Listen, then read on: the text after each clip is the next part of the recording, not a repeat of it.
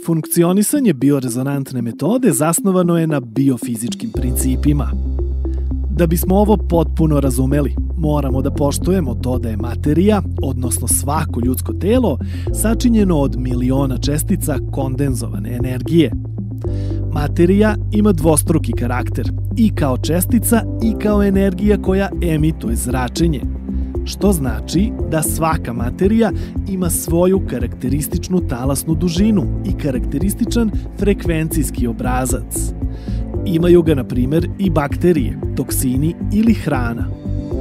Čestice materije u ljudskom organizmu, odnosno naše telesne ćelije, takođe prenose i primaju talase sa posebnim frekvencijskim obrazcima. Ćelije tela kontinuirano komuniciraju jedna sa drugom. Sve dok se telesne ćelije ne ometaju u međusobnoj komunikaciji, sposobnost tela za samoregulaciju ostaje netaknuta, a organizam u ovom stanju možemo da opišemo kao zdrav. Međutim, kada se neka neželjena supstanca unese u organizam, to ima efekat ometanja komunikacije između zdravih ćelija.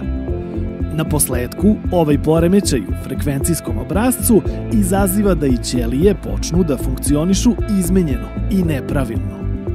Ako takvo loše funkcionisanje potraje, ono počinje da daje i fiziološke simptome u našem organizmu. Biorezonantna metoda koristi terapijske frekvencije za borbu protiv štetnih frekvencija. Na taj način poremećene frekvencije se smanjuju i eliminišu se toksini sve dok se štetni frekvencijski obrasci ne uklone u potpunosti.